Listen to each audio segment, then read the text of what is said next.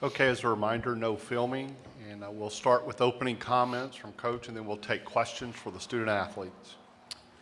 Well, I mean, obviously sitting up here after a loss is disappointing, especially when you hold your third straight tournament team below 50 points and you don't win the game. I don't know how many. I'm not great at statistics. I don't know how many teams have held that many Power 5 NCAA tournament teams below 50, but it's not really a game you should lose if that's the case. And we really didn't shoot the ball well enough. We didn't play through their physicality well enough. We didn't attack outside legs well enough. We didn't play off two we needed to well enough. So it led to what you're seeing here, right? 28% from the field, 27% from three, and 50% from the free throw line. And you still lose the game by less than 10. It's pretty remarkable. So, yeah, I think it's probably better to answer questions that you all need me to answer and use the time wisely that way. Okay, we'll start here.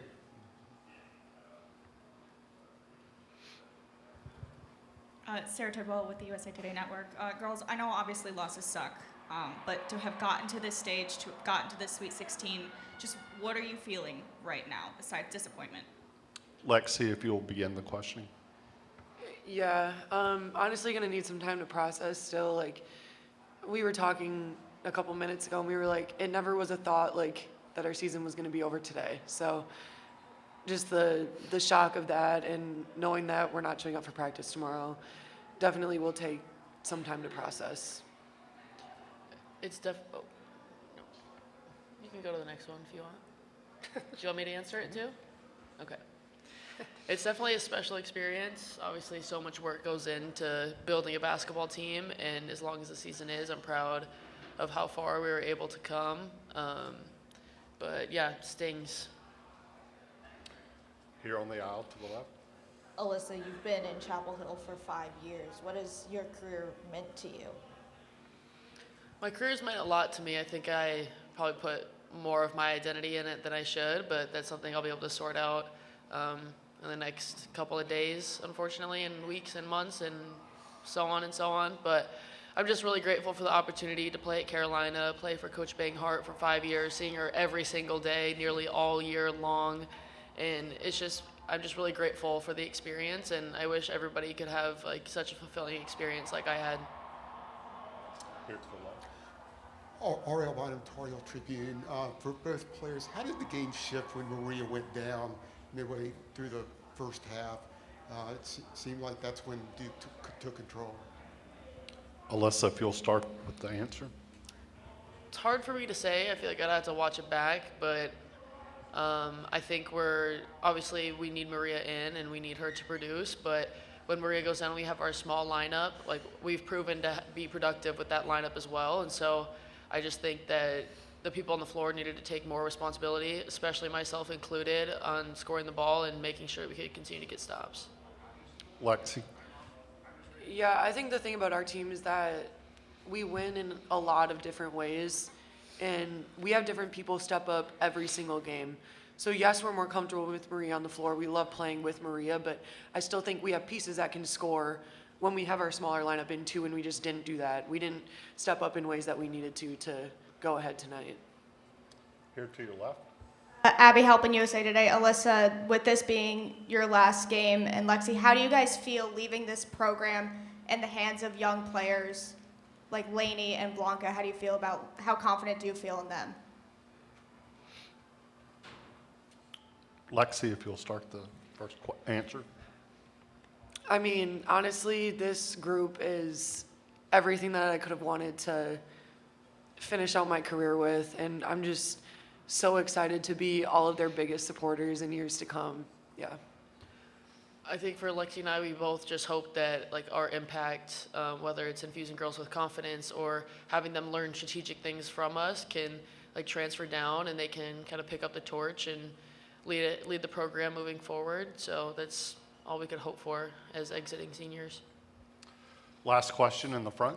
Yeah, Michael Vogel, ESPN.com. Alyssa, we just watched this from the sideline, but what makes them so tough defensively? I mean, you guys are obviously also a great defensive team, but what just makes it so difficult to get your offense going against those guys?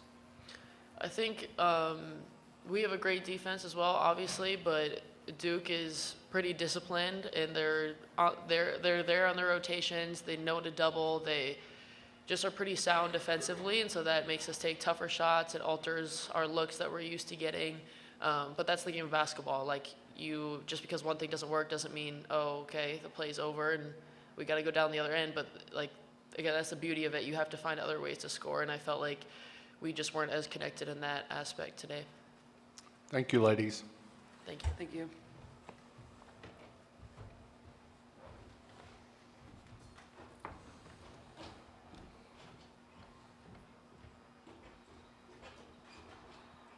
Okay, we'll go to the front right. Courtney, Sarah Tidwell with the USA Today Network. Like you said in your opening statement, it's disappointing to lose, but you guys got here. You managed to get here. Like the girls said, it's a feat in itself, and you've made history playing Duke for the first time in March Madness. Just what are you feeling other than that obvious disappointment, knowing that this has come and gone? Yeah, I mean, there's two ways to look at life. You can be afraid of failure, or you can be afraid of regret, right? And I'm just choosing that. I never want to regret anything. And there were things offensively that we just weren't as sharp. I mean, obviously, look at Maria, she's +9. Her going out in this game is a real bummer. And kudos that she tried to come back, but she couldn't. I think one of the things I'm thinking is that, as I told these guys in the locker room, it wasn't enough, right? As a coach, you have to navigate that moment with also the legacy of what has been since June. And what has been since June is that I don't think anyone in this room has anybody in their life that speaks about them as highly as this team speaks about their seniors. And over time, that will become more important. It's not today, right? But every time when I meet with these players and show them film and talk to them about stuff, it's always, I want to do it for our seniors. And there's something special when you've impacted people's lives where people want to do something special for you. And so I'm feeling gratitude for time well spent with that senior group, all 5 of them. But yeah, I'm also having to navigate the wasn't quite enough. And that's the hard thing about sitting in this chair at this time.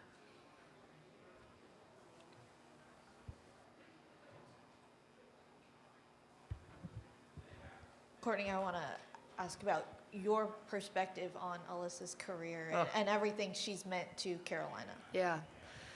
I mean, man, I'm going to try not to get emotional because that kid remember, she wasn't even chosen by ESPN as one of the top 100 players in our country. You're kidding, right? But I trusted my eyes. And I don't think you can there's not a skill set in the world that can replace the skill set of a relentless pursuit of excellence every day, right? And so that kid willed herself to learn how to play basketball at an elite level. But how she is today is how she was yesterday and the day before and the day before and the day before. And so the fact that she wore Carolina across her chest, the fact that she cared about the right things, and the fact that she is proof that relentlessness is a skill. I think we all think we'll just make everybody play hard. If it was that easy, everyone would do that, right? Alyssa's special superpower is that she has a relentless quest for excellence. And, I think when all the dust settles, she'll know that this was an impactful, she's leaving her footprint at a place that's had excellence everywhere.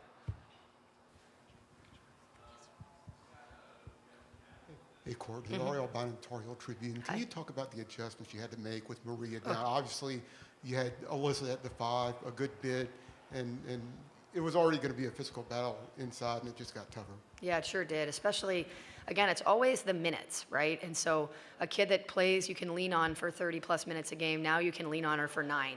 I know she played 15, but 6 of those, you guys all saw how she was able to move. So you have less minutes. So now you're asking Alyssa to play 40. You can't even get her any rest, right? And not only that, but she's a rim protector. She's an elite rebounder, and she's your kind of late clock. You can get it into her. We didn't have any of that, and Duke forces you into late clock. So I tried to act like it was just next man up, but when you lose Maria early in the game, you're up 9. That's a big loss. Right. Mitch Northam, SB Nation. Courtney, you talked about, Alyssa's consistency and relentlessness, and now, Yeah. going forward, it sort of feels like a bit of a page turning for your program because she's not going to be around. How do you, I guess, keep those qualities of her in your program? Like, were those qualities contagious, and do you think the young group will carry those on? You hope the winning is, right? You can't really go to a national championship from never going to the Final Four, from never going to Sweet 16. So going to 2 Sweet 16s in 4 years, there's a culture now, there's an expectation, right? It lets you speak louder, it lets you speak more directly, right, to your team. But in college athletics now, everything is a turn the page, right? I mean, this particular year has 2 years worth of seniors. So you're not going to see it this pretty for a long time, right? This is pretty remarkable. And so there'll be a washout for a lot of teams of great talent. And our job as coaches are to put another great product on the floor. It will look a little bit different, of course, for all teams and ours. But I don't know if you can. I think what Alyssa's leaving is she's brought in her team to two Sweet 16s in 4 years. That winning now that's a standard, right? I think that more so than I wish. If I could bottle up her relentlessness, we would be undefeated. I mean, it's hard to do. Front left. Yeah, Michael Volpe, ESPN.com. Coach, if I could ask you two things. First, was Maria's injury, it looked like an ankle? Was that what you I think understood, so, like a yeah. I twisted- chose to ignore it, but yeah. Okay.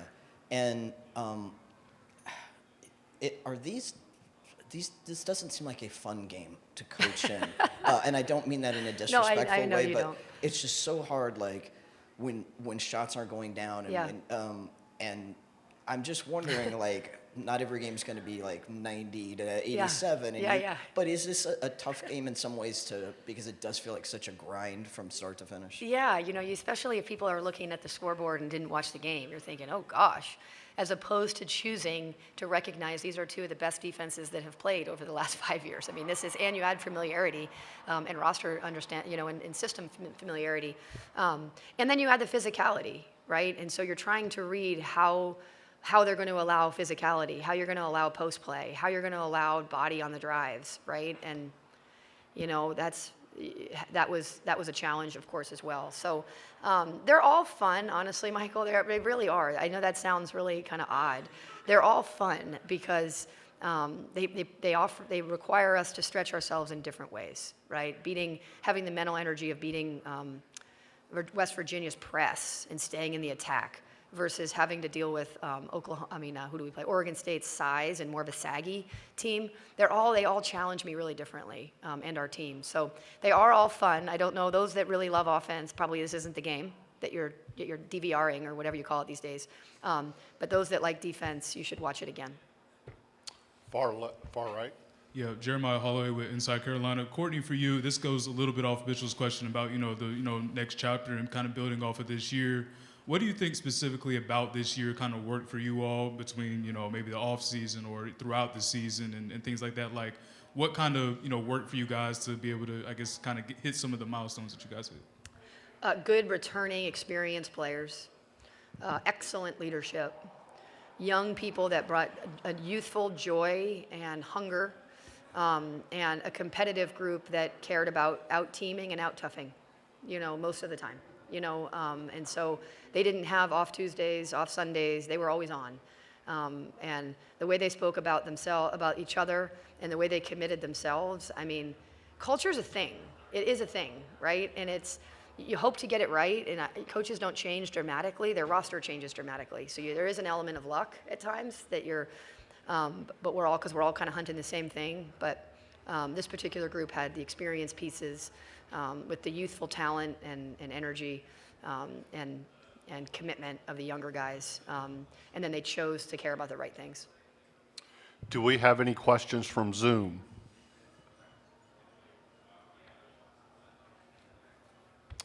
Okay, Coach, congratulations on a great season. Thank you. You guys are out. Sorry. Thank you.